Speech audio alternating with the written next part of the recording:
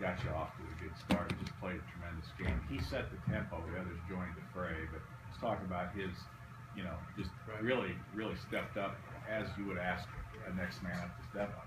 Well, I thought he was pretty good. I thought he brought us some energy. Was able to make some plays, got in transition a couple times. Obviously, knocked down that three. But you have to be ready. When you get those opportunities, and sometimes it happens through injury, and obviously in Vince's case, and he made some plays and did some really good things for us. And hopefully he can build on it. Hopefully Basil can build on this, and there'll be more games like that. Ray seemed pretty upset with the way the game ended. What went wrong there at the end, and what does it say about where your team is right now that they can come off after a win and be upset?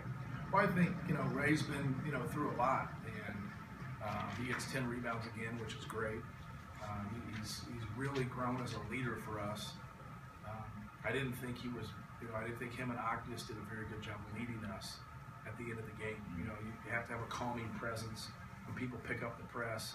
You got to make simple plays. I thought in that 3:30 mark, Ray had tried to attack and he throws the ball away, then he misses a layup, and that really kind of set the tone for how we played the remainder of the game. And we just got out of sorts, and you just got to be simple and take care of the basketball. And then you miss free throws, and it really compounds your mistakes. And you never like finishing the game that way. Obviously, you don't lose the game, and you're still able to pull out the victory.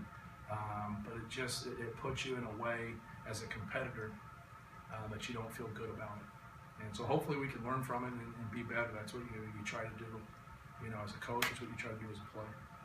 Matt, can you expound on what the status is for Vince? Yeah. What exactly is wrong, and how long you think he still has the symptoms of, he has a headache, he has some lightheaded, some dizziness, and so until that is clear, he can't, obviously take the test for the concussion.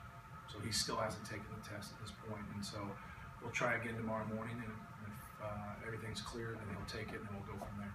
How did it happen? He got elbowed by AJ in a free throw blockout drill. Coach, you shot about 10% better than the season average, and especially in the first half. The ball really seemed to be moving well. Right. What exactly from your end did you see that you really liked offensively tonight? Well, anytime we were able to go small and get out, we really moved the ball well, and we put 5 guards out there, and that really helps us, move the basketball. And I think it's good. It's good to be able to have to play a different way, and those guys have done a good job of staying out of foul trouble. The game got called a little bit differently tonight than it's been called the whole year, and we didn't do a good job adjusting. And we have to do a better job of those guys staying out of foul trouble. But I thought we did a good job moving the basketball in the first half and doing some good things on the offensive end. It was good to see us, make some threes. Then we struggled from the three-point line, so it's kind of flip-flop from our last game. We make our free throws in the last game, but we don't shoot well from beyond the arc. So we're constantly trying to look to get that complete game.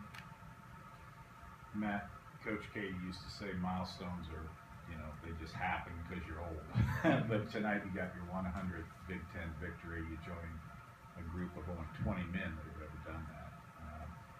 Again, you'll say you have had good players, but what to you to do it in 10 years to get to this level, what does it?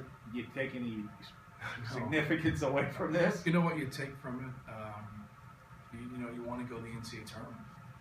That's what there's a lot of guys in our locker room that have been in the NCAA tournament, and so each win that you can get it, it obviously helps you, and so that's what you're trying to do. That's a big thing. Those things mean a lot, because especially those guys that are there like John Octus, we have to win for him. We have to win for AJ Hammonds and Rayfield Davis. You have to win for your upperclassmen. And we don't ever get that many seniors anymore because of the way college basketball is, so we got to throw the juniors in there. But AJ and Ray, they've sacrificed a lot, and they've proven that they're a big part of our solution.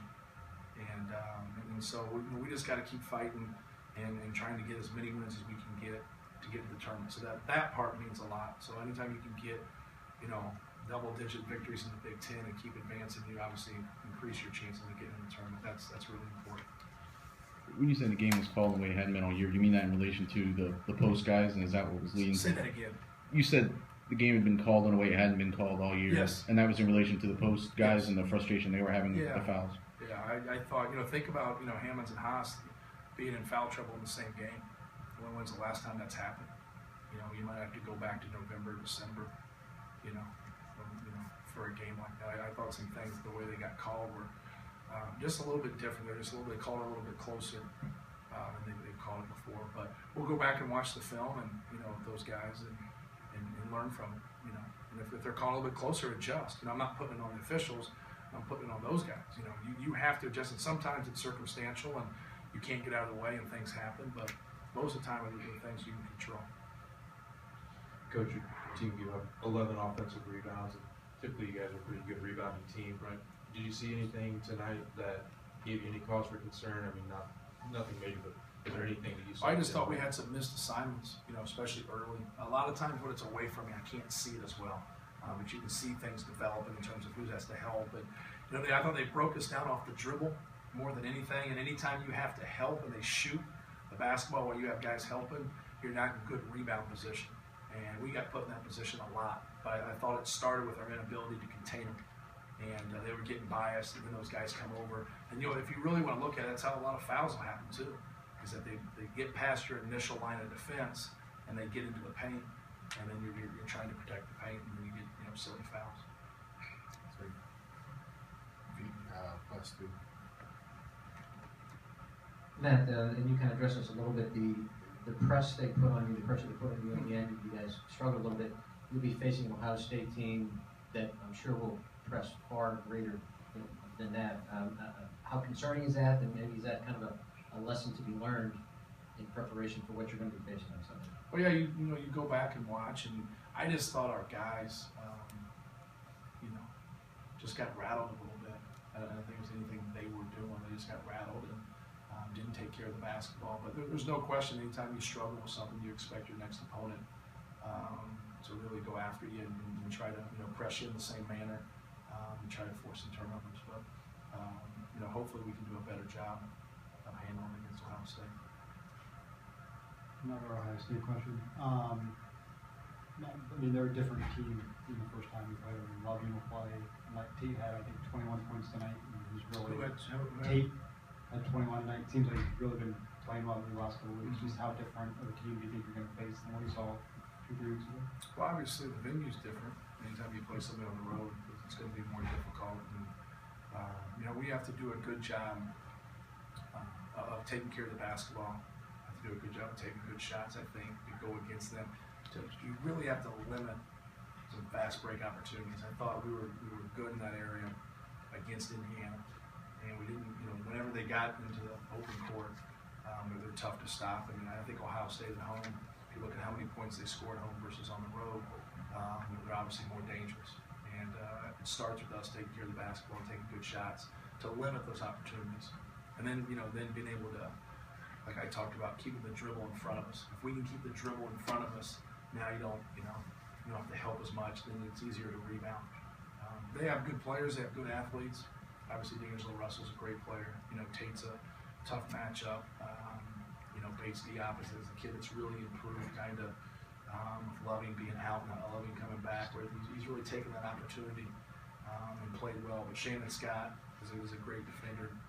Sam Thompson's a great defender. They have good size in the middle. So they have a good team. Obviously they're an NCAA tournament team in my opinion. And we got to do a better job, I think, of handling their pressure. I thought they got after us, not really in the full court last time. I thought they got after us in the half court. We're going to have to do a better job of just handling that initial pressure and then being able to move the basketball and make plays.